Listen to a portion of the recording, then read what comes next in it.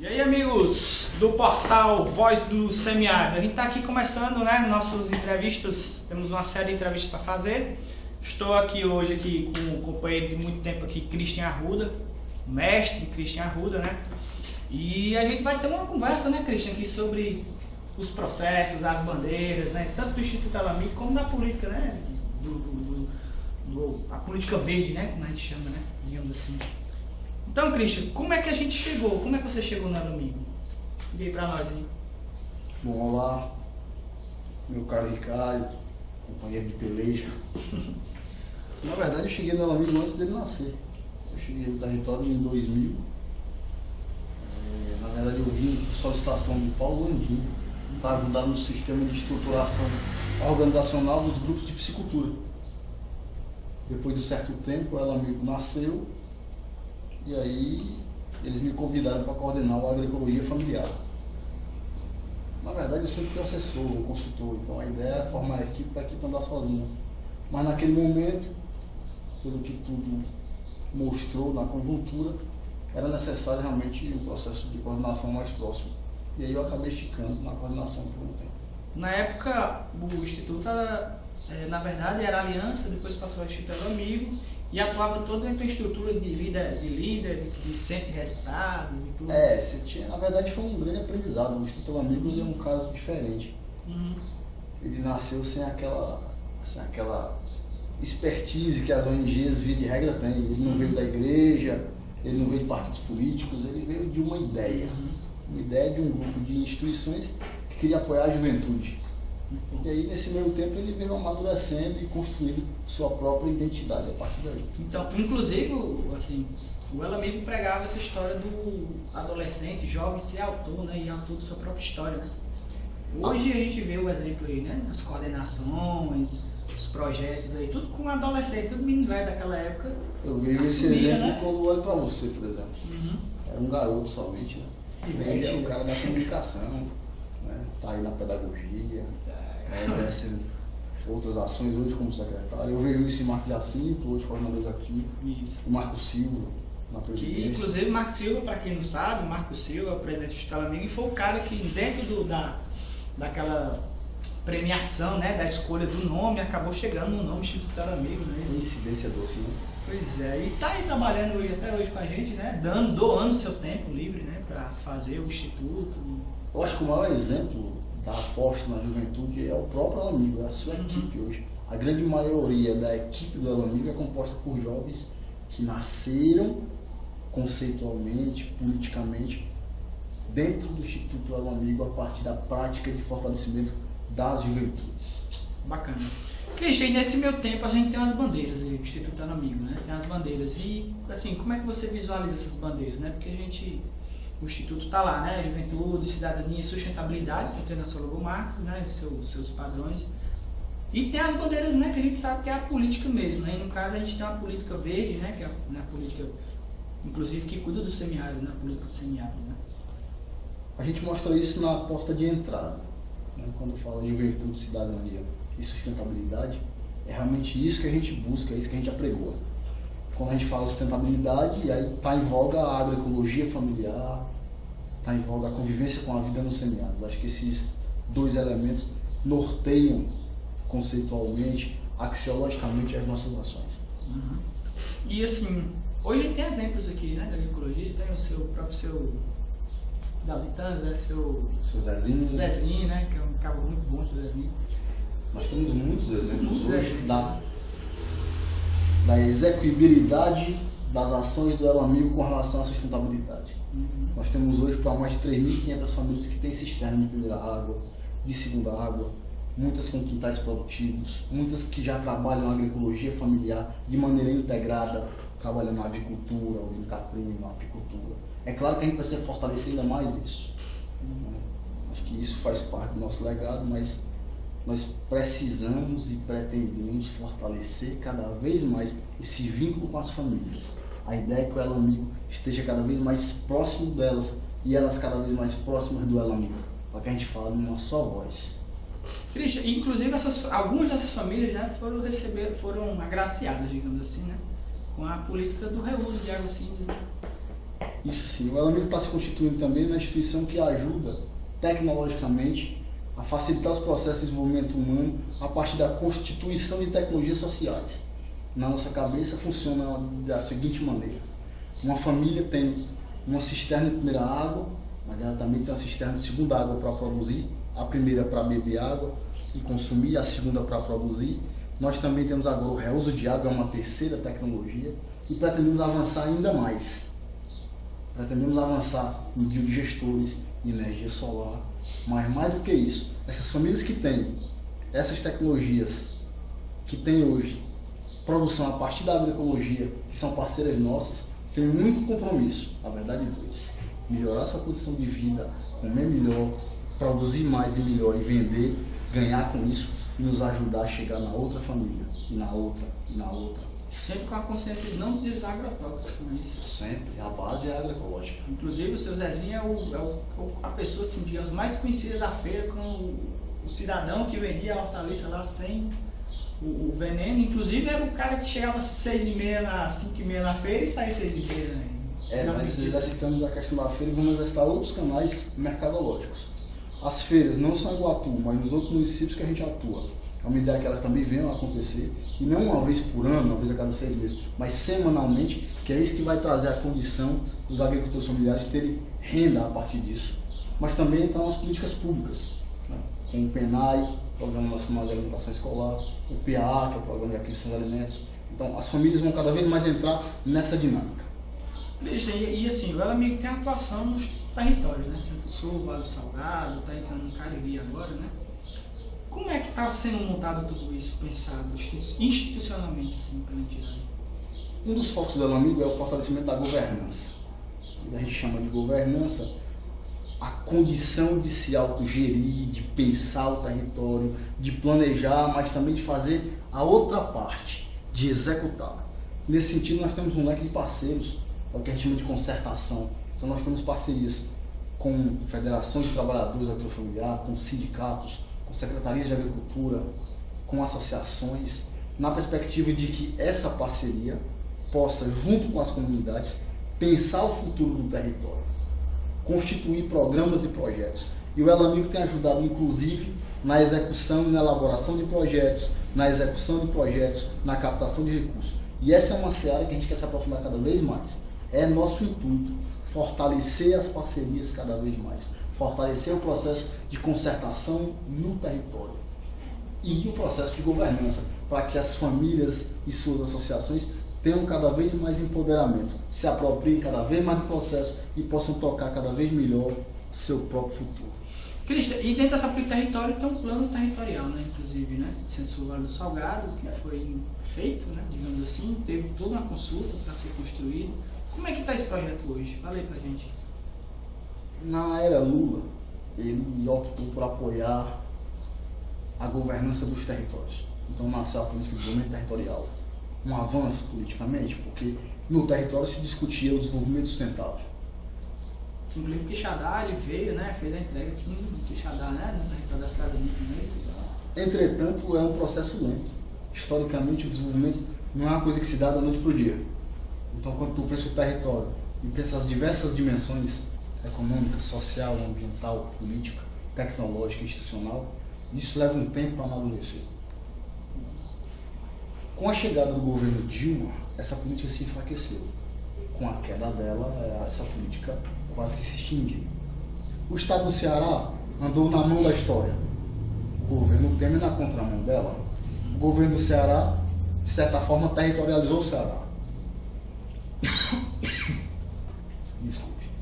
Ele pegou as 8 regiões que tinha o Ceará e transformou nas 14 regiões que eram os territórios. Isso foi um ganho. O Centro-Sul, Vale do Salgado, como os outros territórios, na sua área rural, conseguiu constituir um plano de desenvolvimento territorial sustentável. É um avanço pensar o seu futuro. Qual é o grande estrangulamento disso? Não adianta só tu pensar quais são os principais programas e projetos. Tu precisa tornar isso execuível. Tem que tornar isso programas e projetos. Tem que captar recursos e tem que executá-los. Esse tem sido o grande entrave, no nosso caso, do nosso território, mas de todos os outros no Brasil inteiro. O Elo Amigo pretende ajudar o território a fazer esses projetos de forma real, de forma concreta. A gente pretende cada vez mais, no processo de concertação, ajudar as instituições a elaborar os projetos e a captar recursos, a executar os projetos, inclusive acompanhando isso, para que isso possa fazer a mudança de vida no território. Certo, Cristian. Então, e sim, daqui para frente, né? Está sendo construído tudo isso, a entidade aí está fazendo 16 anos agora, né? Em novembro. E assim, quais são as perspectivas de futuro, né? Os jovens estão aí na rua, em campo, estão trabalhando, fazendo a coisa acontecer, né? Então, existe digamos, um pensamento de futuro da instituição para ele fazer, tipo, mais 16 anos, né? Inclusive nesse trabalho com isso. Não foram 16 anos fáceis, né? Passamos por muitos percalços. Não é um momento fácil politicamente para as ONGs, mas mesmo nesse contexto, o El Amigo tanto consegue sobreviver, como consegue fortalecer o seu alicerce social. Eu acho que a gente sobrevive muito mais porque o trabalho que a gente tem feito é consistente. Ele tem fundamento, ele tem resultado. E aí, quando você lembra a sustentabilidade, a cidadania e as juventudes, isso é o que nós pretendemos cada vez mais fortalecer. Nós queremos estar cada vez mais próximos das juventudes do território, fortalecendo cada vez mais o desenvolvimento humano local sustentável dentro do território. Então, se nós temos hoje mais de 3.500 famílias, queremos chegar a 10 mil, queremos chegar a 15 mil, queremos chegar a 20. Se nós trabalhamos com jovens hoje, e se você juntar, tu tem 500, 600, nós queremos chegar a 1.000, 2.000, 3.000, todos sob a mesma égide: juventude, cidadania, sustentabilidade. E sobre a questão do Cariri, né? O El Amigo está aí participando do Projeto São José 3. E tem uma equipe, né, que está fazendo um trabalho de conversação e acompanhamento, né, com as entidades e as entidades que vão ser beneficiadas com o São José 3. Esse projeto é o mais, digamos assim, entre vários projetos, esse é o mais recente, né? Na verdade, o São José 3 é uma aposta numa parceria com a FETRAES. A FETRAES apoia uma rede chamada Rede de Até, do estado do Ceará. A Rede de Até estava voltada para os projetos do INCRA e agora ela começa a se abrir para outros tipos de proposta. Dentro dessas, o São José é uma delas. O governo tem apoiado associações com projetos produtivos. Se esses projetos produtivos não tiverem assessoria técnica, não tiverem capacitação, eles fatalmente não conseguem funcionar. O El Amigo tem sido, no Centro Subaldo Salgado, uma referência nesse sentido, de trabalhar a capacitação, de a formação de pessoas, de trabalhar a assessoria técnica, a assessoria a mercado. Nesse sentido, as associações que têm projeto São José no Cariri, que saem um pouco do nosso território, têm convidado o El Amigo para poder ter, a partir do El Amigo, essa sistemática de assessoria técnica. E nós temos respondido de maneira exitosa. Nós ganhamos o processo de licitação e vamos começar a acompanhar tecnicamente 12 projetos no Cariri. Temos perspectiva de mais 10 do São José 1 e 2. A grande vantagem disso é que o El Amigo também começa a encontrar outras realidades. E aí nós vamos trabalhar a conversão agroecológica em realidades onde a produção tem sido ainda bem maior do que a nossa. Em grupos maiores de apicultura, grupos maiores de ovinocaprinicultura, vai ser um exercício interessante para as comunidades e para nós. E Cristian, e assim, as parcerias locais, né? Iguatu, o El Amigo tem sede no Iguatu, não é isso? Então, está sendo construído algumas parcerias, inclusive, local, não é isso? Mapeamento de família, mapeamento... A ideia do El Amigo é que a gente consiga, lembra que eu falei da concertação? Isso. A ideia é a gente se aproximar do poder público, mas também aproximar a sociedade civil do poder público. Nesse sentido, a gente tem uma parceria em construção com algumas prefeituras do território, com os sindicatos rurais e com a FETRAES, mais notadamente. Mas também com outros parceiros, como o SEBRAE, né? Em alguns lugares a Zemater. O SEBRAE é um parceiro histórico nosso, né? Fundação. Nós nascemos praticamente dentro do SEBRAE. Basta a asa, como diz. Basta a asa do SEBRAE. Foi um grande apoiador nosso, ainda o é hoje. Ainda é hoje, né? Embora eu acho que hoje a gente possa ter novas perspectivas. O negócio é negócio, o projeto está aí fazendo um trabalho bacana, né? De apoio a pequenos empreendimentos, né? Dando à luz a novas alternativas para pequenos empreendimentos. Uma parceria com o SEBRAE. Parceria boa, né? Bom, voltando à parte da concertação. A ideia é que nós possamos assessorar tecnicamente as famílias que nós já acompanhamos e fazer isso em parceria com a prefeitura, com o sindicato. Nesse sentido, nós estamos remapeando todas as famílias que nós temos, remapeando as cadeias produtivas prioritárias do município de Iguatu, hoje Oroz, também Jucás, e vamos, a partir daí, desse diagnóstico dessas famílias, junto com elas, traçar um caminho de desenvolvimento produtivo rural sustentável com essas famílias e com esses parceiros. A ideia é que depois desses 3 municípios, a gente possa estender as ações para os outros, até chegar nos 14 do território. Christian, para a gente encerrar aqui, né? Para encerrar o nosso bloco de entrevista aqui com o Christian, queria saber dos 16 anos, né? Qual o sentimento que o Elo Amigo chega até os 16 anos? Você que é articulador institucional da entidade, que está ali conversando, sempre tentando ajeitar ali uma conversa, né, da entidade para trazer esse desenvolvimento tanto para o Iguatu como para as cidades, né, para as 14 cidades que atendem, né, que fazem um trabalho de desenvolvimento e trazer também as pessoas a conhecerem a região. Eu acho o Elo Amigo muito promissor, desde os seus primórdios. E ele fez uma aposta muito interessante na sustentabilidade institucional. Quando eu digo isso, eu digo que essa aposta, ela tanto é para o Instituto em si e seu quadro, pensando na sustentabilidade, elaborando sempre projetos, aproveitando oportunidades, captando recursos para sobreviver, inclusive, mas a sustentabilidade fundamentalmente de cada família que a gente apoia. Cada unidade dessa que tem as tecnologias sociais, ela há de se sustentar daí para frente. Cada unidade familiar que integra o processo de agroecologia não para mais. Quando ele começa a produzir agroecologicamente, sem veneno, começa a comer melhor ele e sua família, começa a gerar renda, começa a melhorar a qualidade de vida de sua família, isso não para nunca mais. E acho que esse é o grande legado institucional do Elo Amigo. A busca constante da sustentabilidade, da proposta e dele em si. Tem uma ideia de quantas famílias já foram atendidas, Cristian? Dá para dar Para você ter uma ideia, só com cisterna de primeira e segunda água e uso de água, são mais de 3.500. Se juntar com os jovens que já passaram pelo Amigo no decorrer desses anos, nós devemos ter mais de 500. Então, certamente mais de 4.000 famílias hoje. Fácil, é um alicerce social considerável. Certamente mais de 4.000 famílias. Tá ok, Christian. Acho que esse foi um papo legal que a gente teve aqui. É para iniciar também essa ideia da gente estar divulgando, né? A gente está com a rádio agora aí online, que é a vozdosemiárido.org.br. Você acessa, pode ouvir lá, pode assistir esse vídeo. Esse vídeo também vai estar disponível no canal aí do Elo Amigo, né? Que é youtube.com/Instituto Elo Amigo. E a gente vai fazendo esse debate, vai ter outras pessoas aqui também do Instituto e parceiros, a gente vai estar fazendo essa entrevista. E essa conversa, né, sobre a instituição, sobre desenvolvimento, sobre política verde, sobre desenvolvimento. A gente vai estar fazendo toda essa conversação e a gente pode ter o Christian aqui outras vezes, né, Christian? Beleza, eu agradeço e acho que esse é um exercício muito interessante que o Elo Amigo precisa também amadurecer, que é a sua sistemática de comunicação.